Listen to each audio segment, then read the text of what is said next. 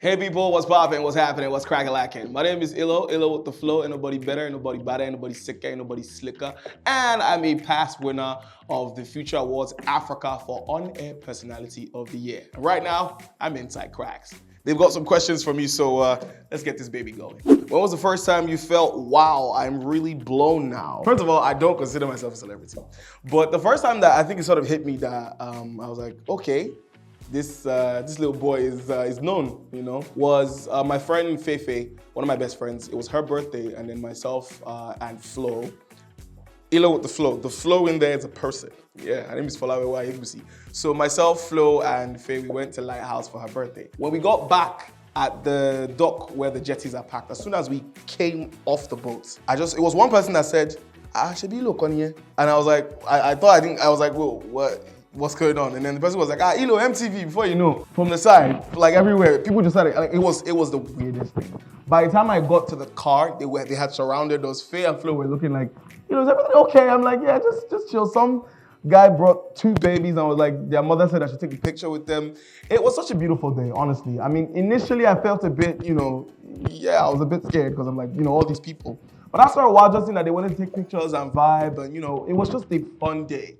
And I think it just, because it was a random jet ski somewhere in the Bunny Camp area. So it was just so weird, but yeah, that was the day that sort of hit me that, I'm genuinely a part of people's, lives in a sense, because they watch what I do on TV, they resonate with it, and to the point where they can recognize me when, I'm around their hood, so yeah. Your most awkward on-air moment.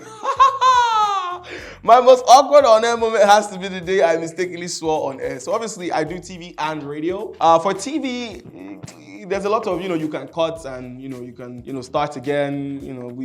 It's the magic of TV. But with radio, you're live, right? So there was this particular day, I had just resumed at a new radio station. And, I was having a fun time. I really was having fun. In the middle of an air check, I said the F word. Like I dropped an F-bomb. And it was unintentional. Like I was having so mumuch fun. I was like, like we're having effing. The more I said that, I moved back and pushed the mic away. I was like, ooh, just push the mic away. Because, obviously you can't swear on live radio, you can't. So yeah, it was very awkward. I didn't go back on air. I think I waited. I think I had it like a long, like 30, almost 40 minutes while I just played music, and I just allowed it to sit. Like maybe all the people listening that time would have tuned on the station. But yeah, it was a pretty awkward one. What has winning the TFAA, that's the Future Awards Africa, mean to you? And now, and how has it impacted your life and career since then? Ooh. So first of all, winning the Future Awards Africa was a big deal. Because that is the award. There's a lot of amazing award shows that award, talented broadcasters. The Future Awards is the top of it all. And it's not just broadcasters, it's everyone across Africa. There's a huge audience for it. There's a huge following for it. They have a ton of alumni, some of the most decorated people in our industry. So winning the award for OAP of the year, in a category that I was nominated alongside some really amazing people in Nigeria and outside Nigeria, it was a huge honor. And it made me feel ×2. It made me feel better double, because number one, my fiance was there, who's not my wife, by the way. She was there, and then my boss was there. So you know how your boss is, my boss was sitting right in front of me, and he was so happy. He was a country manager for Paramount Africa. He was so proud, Gave me a big hug before I went on stage. So yeah, it was an epic moment. And it has opened a lot of doors, it has, After that time when I posted it, in the process of people congratulating me, there were certain brands that have come on and be like, oh, by the way, we have this, congratulations, ILO, we're happy for your win. By the way, we have this gig, we have this thing, we have this, and then hosting, a lot of hosting gigs have popped up here and there because they can trust their award winner. Looking back, what do you think was key to receiving such an award? Honestly, it was a lot of hard work, a lot of grinding, and just the grace of God. That's just it. I know it sounds cliche, but that's just it. When you're consistently doing something, because that year I had done a lot. I was working like a maniac. Right? I had done Hilda Bassi's record-breaking cookathon. I was a host for that. Myself and Laura with the Aura. We co-hosted it, and it was amazing. Obviously, you guys know what happened from there.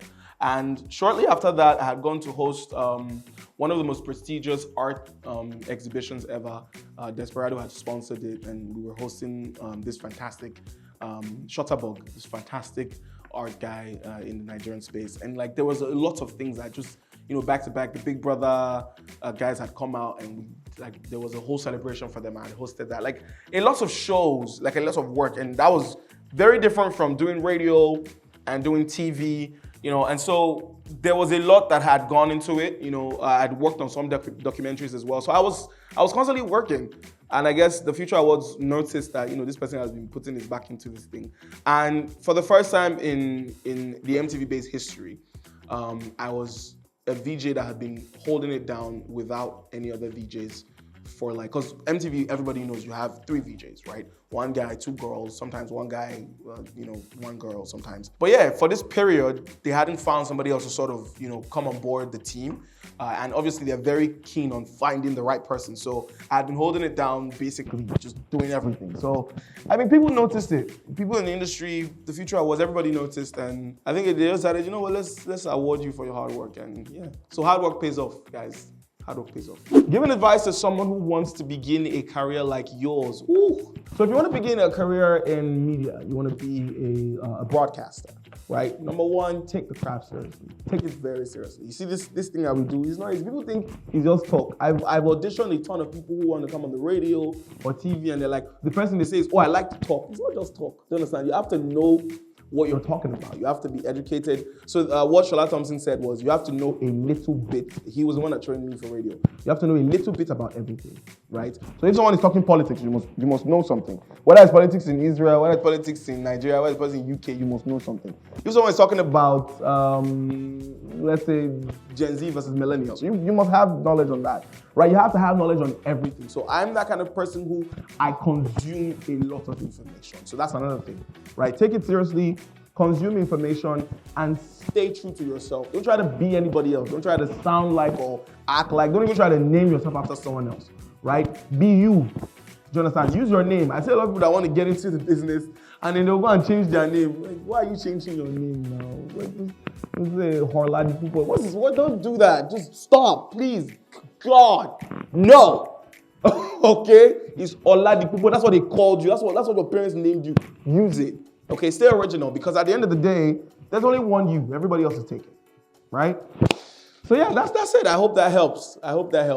Thank you very much. This has been Inside Krakstv with ILO. Shout outs to everyone here at Krakstv. You guys are amazing. And shout outs to the Future Awards Africa for honoring me in that way.